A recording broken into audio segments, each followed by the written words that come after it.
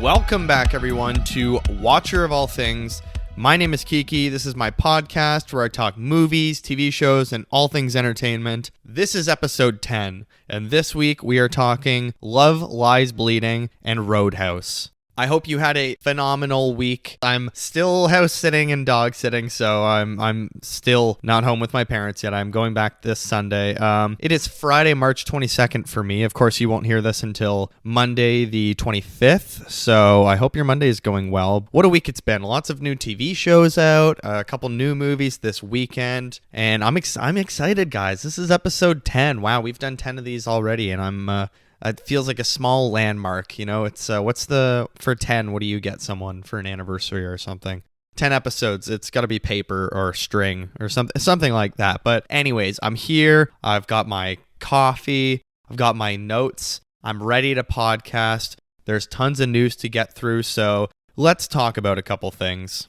First piece of news is, yes, Madam Web did so poorly at the box office that Sony has now scrambled and decided, well, I guess we have to re-release all 8 Spider-Man movies in theaters. So that's what they're going to do. Spider Mondays will take fans from Spider-Man to Spider-Man No Way Home. All 8 Spider-Man movies are returning to select movie theaters starting next month, part of a promotion that Sony Pictures is calling Spider Mondays. And it's not Recover Our Financial Losses Mondays. Sorry, I'm coming in hot this episode. I feel like I'm coming in a little bit at the chomping at the bit. Well, we can all face it. The fact that Madam Web is already on digital video on demand or whatever after being in theaters for 4 weeks, 5 weeks, whatever, not even, that speaks volumes. So starting next month in April, every Monday, they're going to be putting a Spider-Man movie out, which will be really cool. Maybe I will go and see one if they're playing at theaters near me. Last night I saw Love Lies Bleeding in maybe the oldest Cineplex in Canada. Like, I'm not even kidding. The seats were just straight up plastic, and like,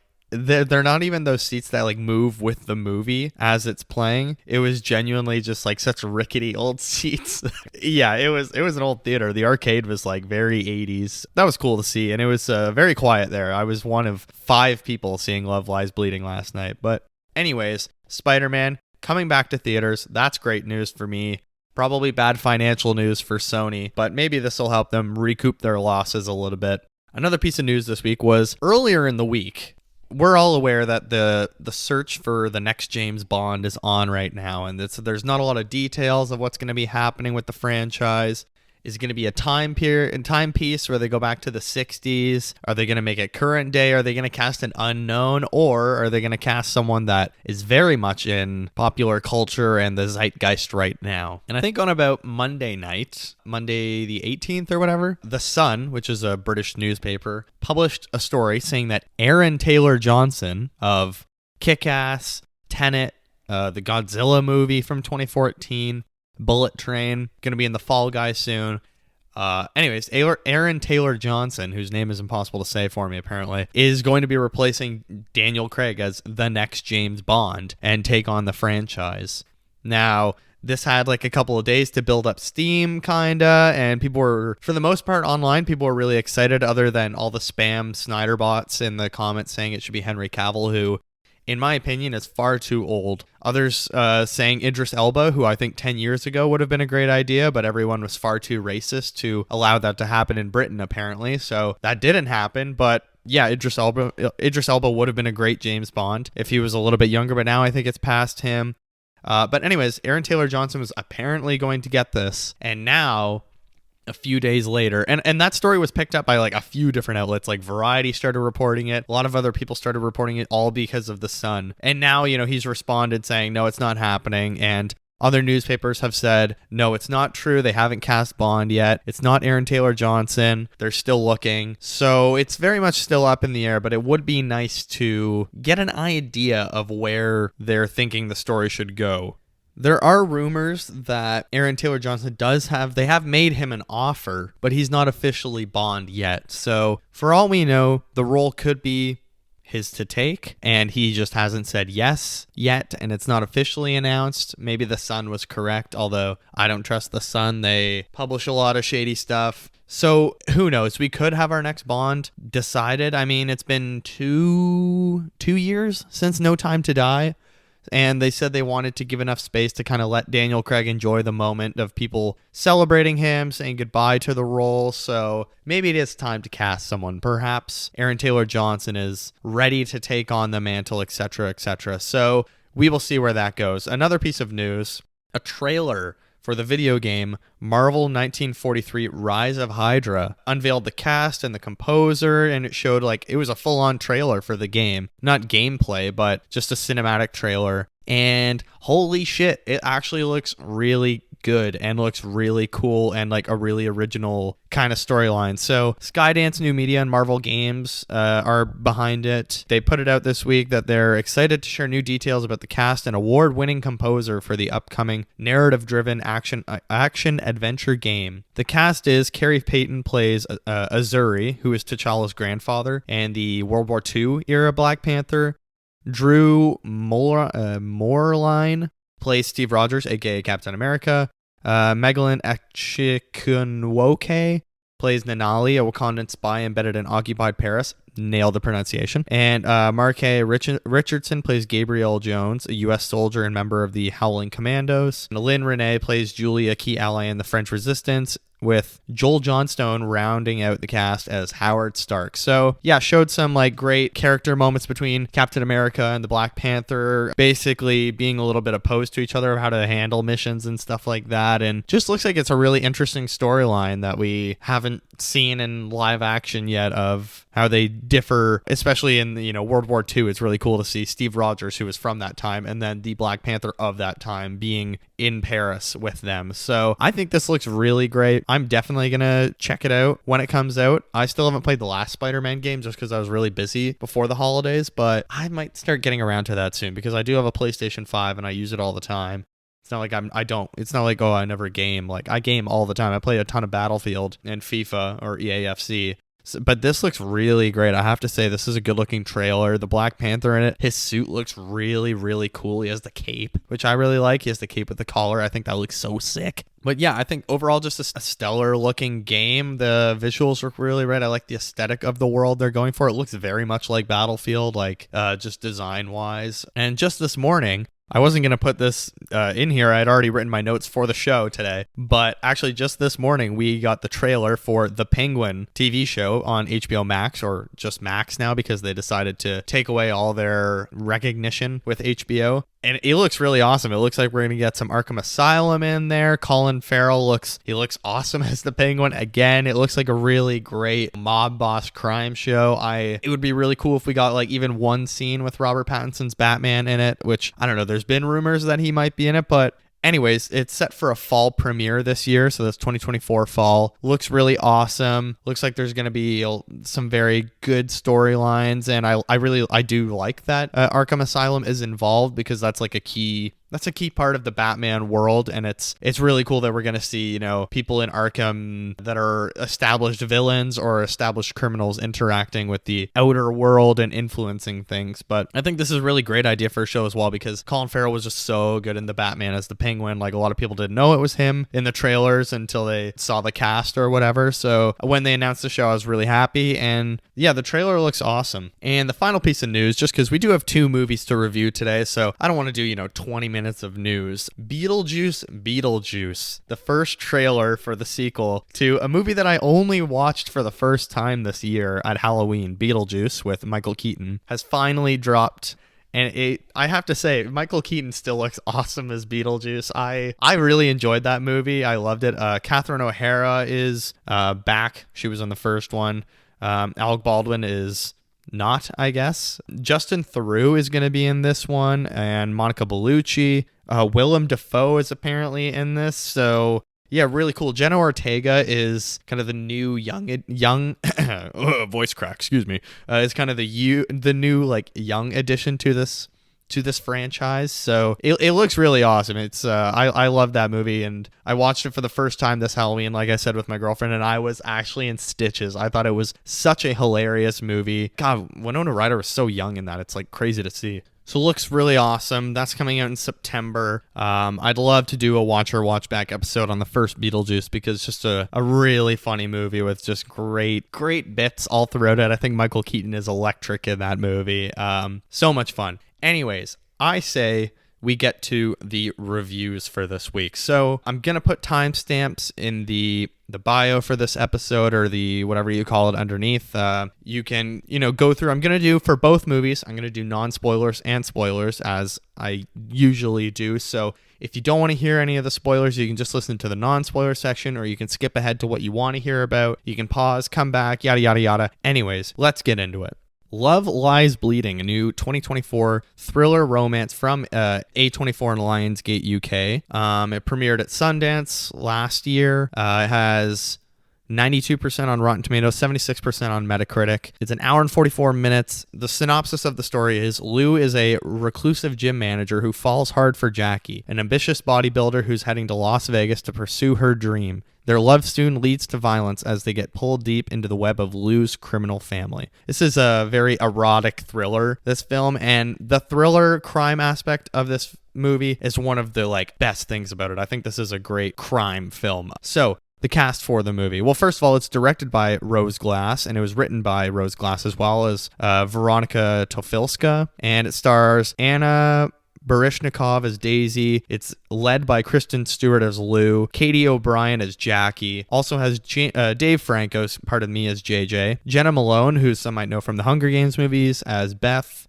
Ed Harris from National Treasure and many other things is Lou Sr., and he is particularly awesome in this film, I will say. So, like I said, I'll go non-spoilers first. I really enjoyed this. I thought this was a really great watch last night, and it's a smaller production. It's I don't know, it didn't have the biggest marketing campaign in the world. It's not, a big franchise thing. It's an A24 film. It's, Kristen Stewart and a small, nice little, I'm not going to say it's an indie movie. I don't think it's an indie movie. It's, it is a studio film, but it's, what I really enjoy about it is it just feels like a very well-made, honest production.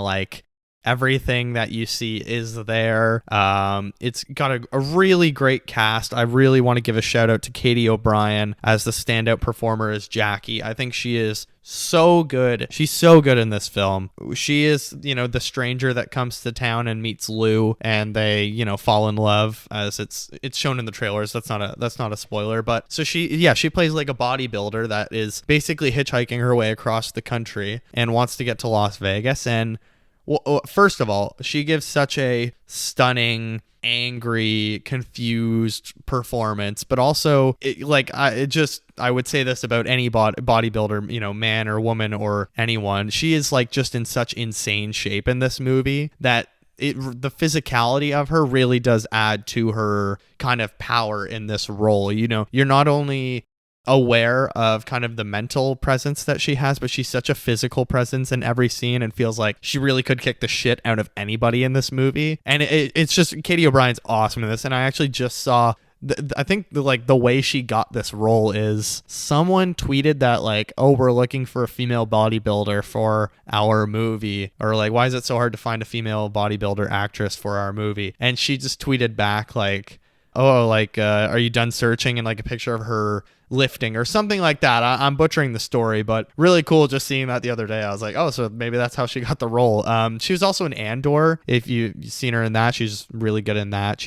There's something else she's in, but I can't remember, but she's really good in Andor or Obi-Wan. She's in Ant-Man and the Wasp: Quantumania, The Mandalorian. She's a comms officer. So yeah, she's been in tons of stuff. I knew she was in Star Wars. It's just which show was she in recently? But anyways, I digress. Katie O'Brien's really great in this. I think that she gives a phenomenal performance.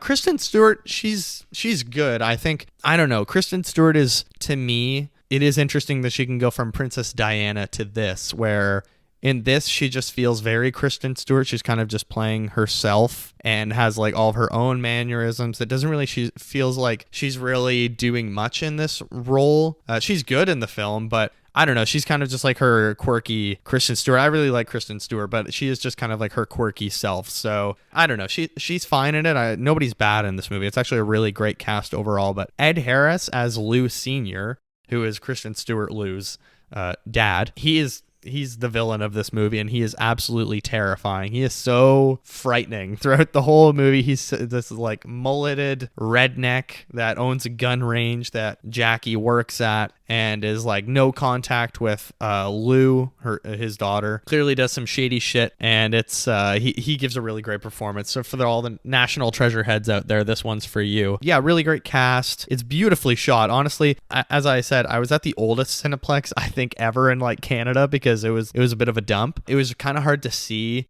At first, I feel like the projector was not very good in the theater, but I get that a lot at Cineplexes. I'm actually not a fan of Cineplex movie theaters. I think the way they project or something at Cineplex movie theaters is just not great. I really do prefer Landmark, or when I was in the States, I went to an AMC and I was like, oh, this is great. Yeah, a really like well shot movie. There's a lot of great imagery in this film that I'll get into in spoilers more.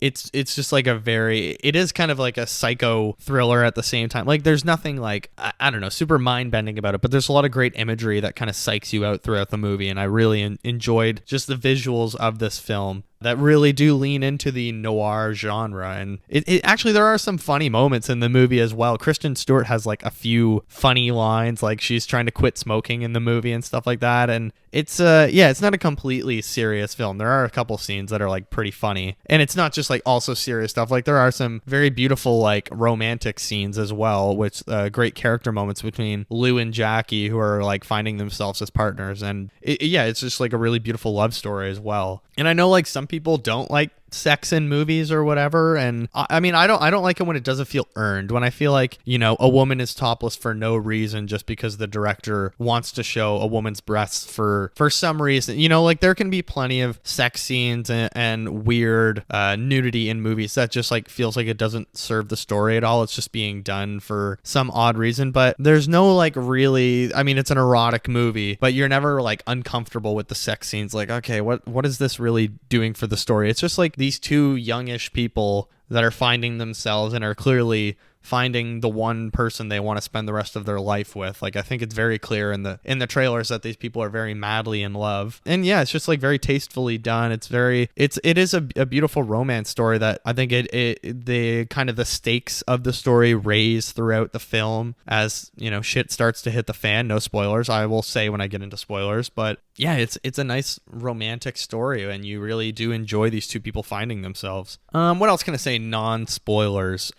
So I gave this 4 out of 5 stars on Letterboxd. I really did enjoy it, but it just felt like there were some not boring moments or slow moments, because there's stuff still happening, but it almost feels a little bit hollow or empty in some scenes. Like we're just kind of missing something here that, I don't know, a little bit in the third act and I won't spoil anything, but the two main characters like aren't interacting for a couple scenes, and it feels like now is the time in the story when you really do want them together or interacting somehow, or you just want certain, you like there's, and you see it in of course Jackie works for Lou Sr. She's a waitress at the gun range bar, and there's like one scene that they have together, Jackie and Lou Sr. And there's only really 2 or 3 scenes in the movies with them together, and all 3 are very short. Every time they were on screen together, it was very interesting. It feels like a very heightened intensity in the story, because this is the partner that your daughter's with, and you don't have any contact with your daughter, and then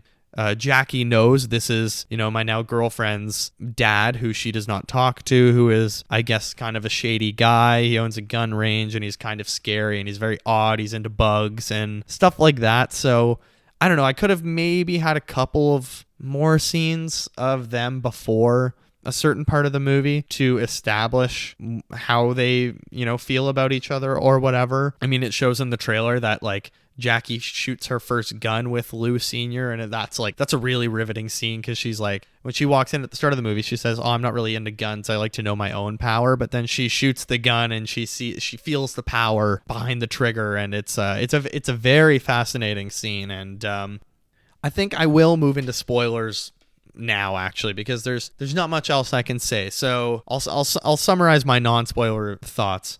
It's a great watch. I think like when this does come out on streaming, I think a lot of people will watch it, because it's just a very entertaining crime movie that leaves you on the edge of your seat, and it was very interesting to watch, and I was thoroughly entertained the entire time. So let's get into spoilers. With that being said, the first crime that they kind of commit is, so Lou's sister is in an abusive relationship with JJ, who it turns out was actually working with the feds the entire time and trying to get Lou Sr. arrested or something like that. He was working with the cops. But anyways, Jackie kills JJ, and that's when they realize, like, holy shit, we messed up. And that's the first crime they commit together. And that's where the story really starts to unravel. Now it's all about, like, we have blood on our hands. We need to figure this out. What the hell are we going to do? They're going to come looking for us. Luckily, Lou, Kristen Stewart, has a past with crime and committing crimes with her father, where they had a specific place in like the middle of the desert where they would dump bodies, and Kristen Stewart even has killed someone before for her father, and I guess that's when they went no contact and said we can't work together anymore, and Kristen Stewart backs out. And I think that's one of the strongest parts of the script is all of the characters in this have a shady past where they're all running from their criminal past. So it is revealed throughout the movie that Jackie is hitchhiking, but she has killed people before. She has a history of crime. She's not just a innocent person when she comes to meet Lou. So it's very interesting. And then Lou, Kristen Stewart, is really messed up and is trying to escape her past and has a lot of visions in her head. And that's where all the great imagery really comes from, is these visions she has of the person she killed and her dad holding the gun as well and then giving her the gun to kill the guy. Really interesting story points that it touches on, and it really does like kind of suck you in. And when JJ is killed, the story just kind of takes off from there, because JJ is abusing Lou's sister, Kristen Stewart's sister, and she's kind of had enough of it. She says, I'm going to kill him one day. And then Jackie kind of takes matters into her own hands and just like sneaks into his house, smashes his face on the table, snaps his jaw off. So they get rid of the body and the car. But this girl I think her name's Wendy, that Kristen Stewart had previously kind of been involved with or whatever, or pays money to have sex with, along those lines. I don't think she's like paying her to have sex, but anyways, they have some kind of former relationship. And that night, Jackie is driving Kristen Stewart's truck, and then Kristen Stewart is driving JJ's car with JJ in the trunk, and they're gonna go dump his body. And the girl sees them and is the only witness to the crime. So Lou Sr., Ed Harris, tells Jackie, you need to kill her because she's the only witness, and then you two can be left alone. Kristen Stewart Lou, has her own plan that she knows there's other bodies down there that will connect her father to the crime. So her idea is, I'm going to set the car on fire. All the officers are going to go there.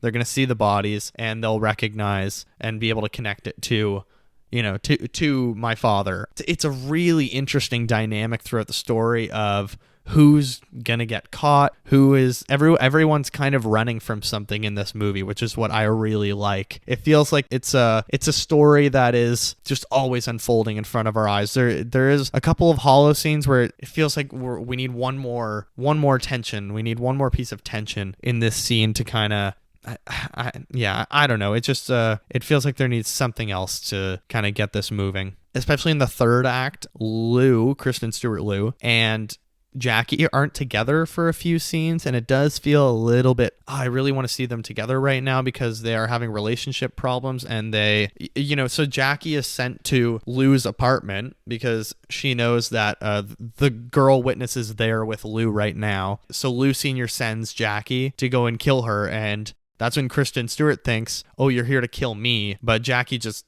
pops the Wendy girl in the head. And that's when the FBI walk in, and it's just Kristen Stewart in the apartment. So she's hiding the body behind her couch as they're interviewing her.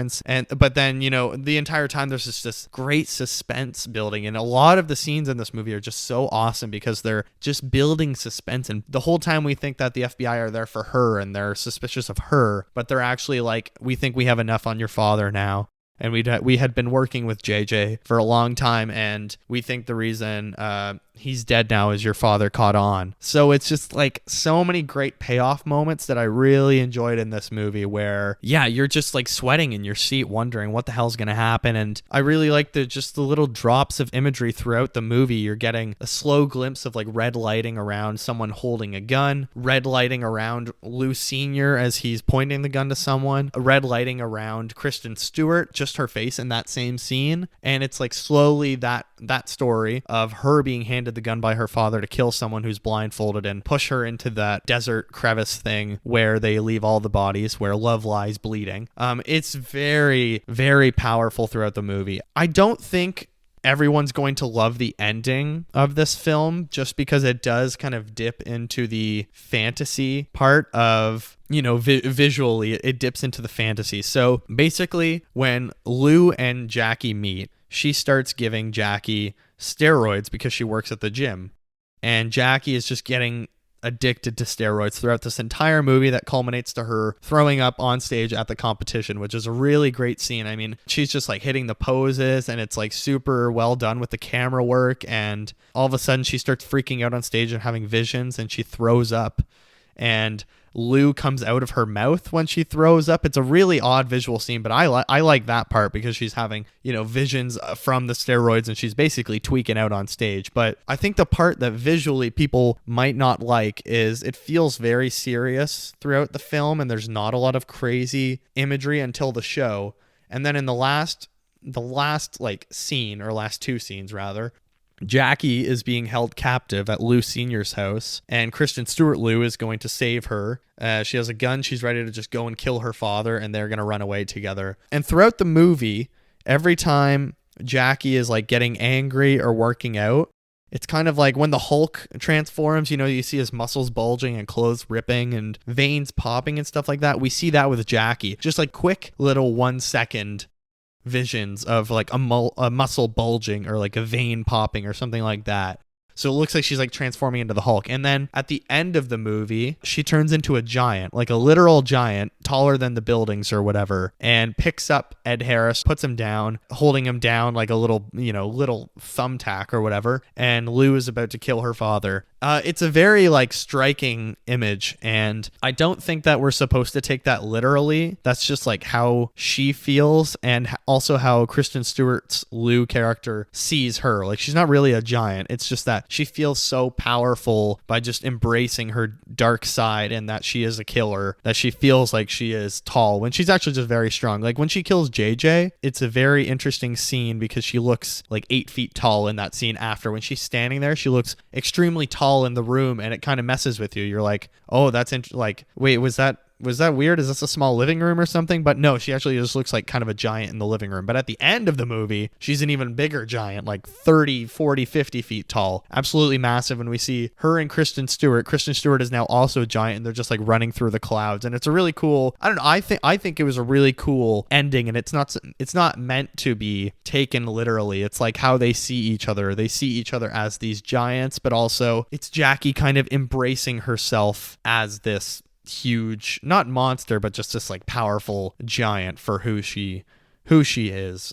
Really great. And I feel like people might not like that because we live in a very media illiterate society that don't know how to, people watching Dune and thinking it's a white savior story, or, thinking Paul is the hero. He's clearly not. Or people not being able to watch things anymore and understanding that, we can have complicated characters, or there can be two meanings to people. Everything needs to be spelled out very literally and very clearly to everyone. I think this is a really cool ending that makes you think about how they view each other. Is this actually happening, or is this just how the characters view each other and how their love makes them feel about one another? But yeah, overall, I would absolutely recommend it. It won't be for everyone, but it is a very entertaining. If you like crime stories about, small towns where there's clearly a crime ring underneath and not everything is as it seems, really great watch. I would watch it again. That's Love Lies Bleeding.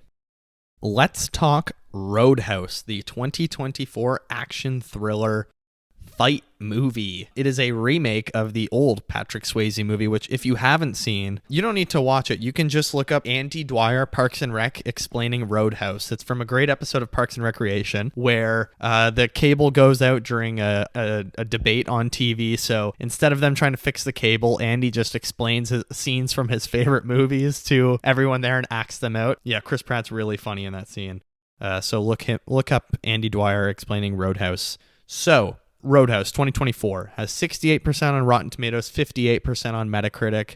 Actually pretty surprising for me. I thought it was lower. The synopsis is, ex-UFC fighter Dalton takes a job as a bouncer at a Florida Keys roadhouse, only to discover that this paradise is not all it seems. It is directed by Doug Liman, written by Anthony Bagarazzi, Chuck Mondry, and R. Lance Hill. And it stars Jake Gyllenhaal as the Patrick Swayze of this version, Elwood Dalton, but people just call him Dalton, Danielle Melchior as Ellie. You might know her from Suicide Squad and Guardians of the Galaxy 3. Conor McGregor, unfortunately, is in this as Knox. Billy Magnuson is Ben Brandt, Jessica Williams as Frankie, BK Cannon as Laura, Joaquim de Almeida as the sheriff, Post Malone is maybe in this for 40 seconds as Carter Ford, Lucas Gage, who you might know from The White Lotus, is in this as Billy, Dominic Columbus as Reef, Arturo Castro as Mo, JD Pardo as Del, Bo Knapp as Vince, Hannah Love Lanier as Charlie, Kevin Carroll as Steven. Once again, I will start with non-spoilers. So non-spoilers, I gave this movie 2.5 stars out of 5. It was entertaining. How do I say this? It felt like a Hallmark action movie. Like, this felt like one of those Bruce Willis, and no hate to him, you know, he's getting a paycheck now that he was sick. He was trying to get paychecks to make money before he had to stop acting. It feels like one of those straight to streaming, really crappy, like Red Letter Media reviewed funny bad movies with Bruce Willis starring, where they just make no sense and the CGI is terrible. When I was in grade 12, I want to say, my friend Seamus got a Google Pixel. Maybe this was even earlier. And you could like put it on the back camera and you could like film an empty field and you could like paste in AT-ATs and stuff from Star Wars like flying around. And, you know, it looked like a Snapchat filter kinda. That's how the CGI looks in this movie, if not worse. No spoilers. There is a scene with a train and a car crash, and it literally looks like it's like cut and pasted from a Google Pixel. All of the fight scenes in this are so horribly done. They're all so over-exaggerated and look so fake. It's a fight movie, and it has so much CGI. Just take that in for a moment. It is a movie about guys slapping each other and a bar bouncer fighting people, and they had to CGI scenes. They had to move the camera around as fast as they could so no one could see how bad the fighting actually looked. I mean, it's a pretty entertaining story. I mean, I was entertained watching it. I was fully invested while watching it, but it was almost like a hate watch. This is going to be like a lot of frat boys' favorite movie for a while because it has Conor McGregor, who is absolutely unbearable and just he feels so coked out of his mind in this movie like he is in real life. It was tough to watch him. The way he walks around is so unnatural. Like, he can't do anything in just a normal way. He has to be so goddamn obnoxious in every way. But anyways, let me pause for a minute. Let me say something I did like about it. I think Jake Gyllenhaal is actually very good in this movie. He's funny, he's likable, he's charismatic, he's shredded. You know, his fighting in this is actually it's interesting. He does feel like a guy you're kind of scared of, and especially when he gets pissed off in the movie, it's like you don't want to mess with this guy. But everyone else is giving terrible performances. This is, if Hallmark made an action movie, for sure, that's the quality that this movie was for me. Like, I was blown away. This feels like such a, I don't know, a time capsule. This feels like and I said in my Letterboxd reviews, this feels like an old like Chuck Norris Lone Star Texas Ranger movie that would go straight to VHS, and it's a sequel and it's just like crappy. Or this feels like a sequel of an old movie that didn't get a theatrical run. It just went straight to VHS. It feels like a straight TV movie. Really not good. The script is so bad. Like, basically, without giving anything away, I won't say any details. I'm still in non-spoilers. The whole like premise and the reason that all of these things are happening in the movie is so stupid and like I'm gonna say unrealistic.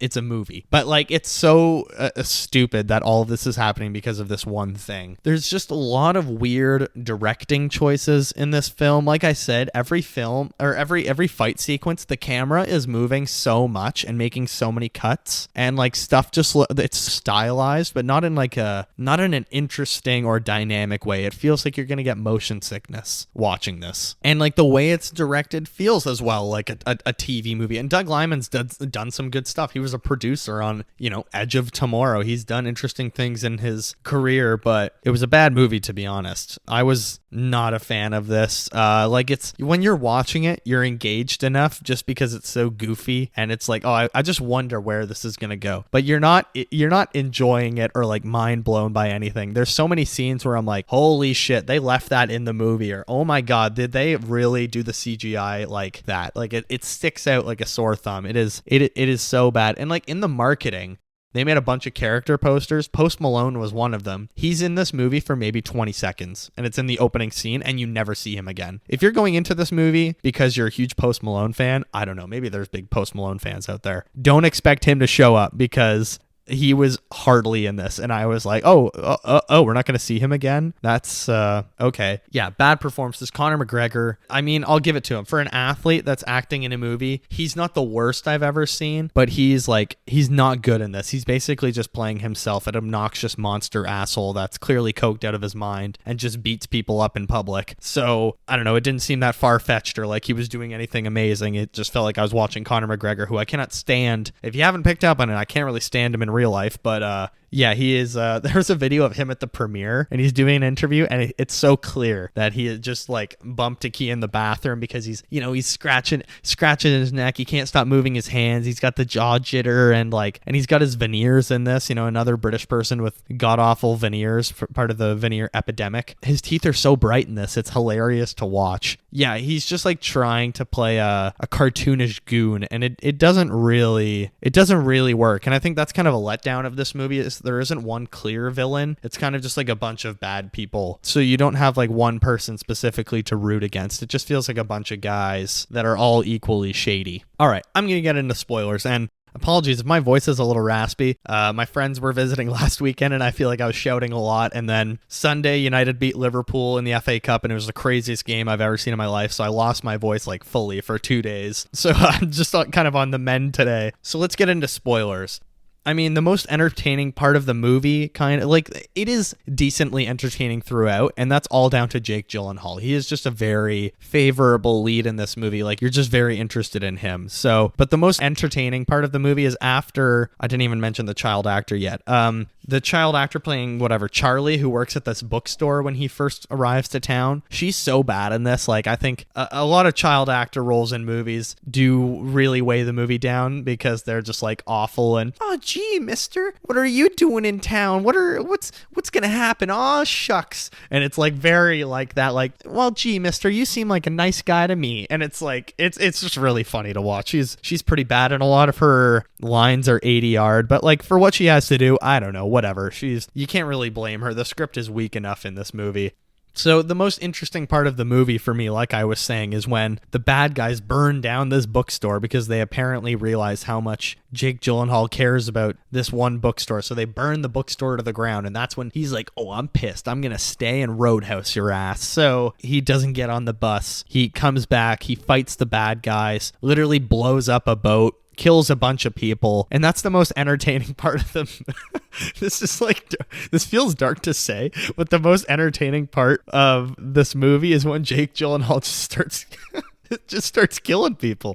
He's just like, oh, he's not a UFC fighter anymore, even though he killed someone when he was a UFC fighter, or I guess he did. But it's just very, once like he starts killing guys in this movie, you're like, all right, I can get on board with this. Now I kind of care. It's not just guys fake slapping each other anymore. It's actually like some good, okay-ish action, even though it has one of the worst CGI boat crashes, and every fire, every flame, every explosion in this movie, I shit you not, was just like copy pasted off of a bad GIF on the internet and inserted on the frame. It's so bad. Oh my god, the CGI is so bad in this movie. I was mesmerized. There's zero chemistry between Jake Gyllenhaal and the romantic lead, Julia, I think is her name. They have absolutely no chemistry. First of all, he feels like he's like 20 years older than her. She looks way younger than him. Jake Gyllenhaal, he's still a good looking dude. He's still very handsome, but like, it just seems like these two people do not mesh together, to be honest. I don't know. It's just like, they have no chemistry going between them, and like they go on one date, and then all of a sudden it's revealed that her dad is the sheriff that's working for the big crime boss behind the whole story. So now that I'm in spoilers, I'll say the premise of the movie is he works at a roadhouse, and the bad guys want to buy the property of the roadhouse, but the owner of the bar is holding out and not willing to give in because she has the last piece of land where I don't know, they haven't developed anything or whatever. So they start trying to burn her bar to the ground and like, beat people up. And that's the whole like premise of the story. That's it. And Jake Gyllenhaal comes to be a bouncer at the bar to stop these bad dudes. It's like pretty straightforward, but at one point in the movie, like 8 people die and you're like, damn, just sell the bar because these guys are clearly rich and they would just pay you a bunch of money. You could just buy and open another bar. I know that your uncle opened this one, but Jesus Christ, people are dying, it's it's just a really weak script. A lot of the dialogue just feels plastic, Hallmark garbage, or like this is like if you ask ChatGPT to write a Roadhouse movie with Jake Gyllenhaal. This is honest to God. I feel like this is an experiment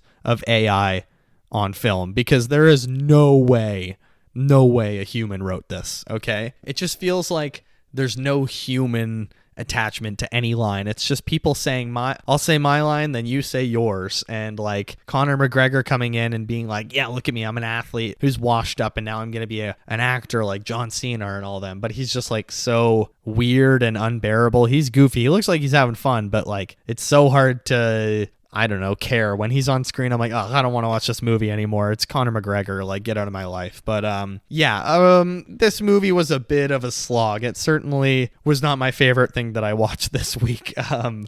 It was, Love Lies Bleeding was a lot more fun than this movie, to be honest. It's a Roadhouse remake. What can you do? It's another Hollywood remake of an old classic. And I mean, Roadhouse was like a classic cable TV movie that would be on like all the time and people loved it. And it feels like this movie isn't really embracing the B movie aspect. This is like D movie. This is bad. Just a weak script. Dialogue is atrocious. Overall entertaining, but like I wouldn't recommend people to go out of their way and see this, or like, oh, you got to make time this weekend to watch Roadhouse. If I was to say, oh, a movie you should watch this weekend, go to the theaters and see Love Lies Bleeding, something that's like, I don't know, worth spending your money on. It's an original idea. It's an interesting story, but a fucking Roadhouse remake on Amazon Prime or MGM Studios was just whack with and it's just an ugly movie. The cinematography is so disgusting. It's like just gray and just looks so unappealing the whole time you're watching. You're like,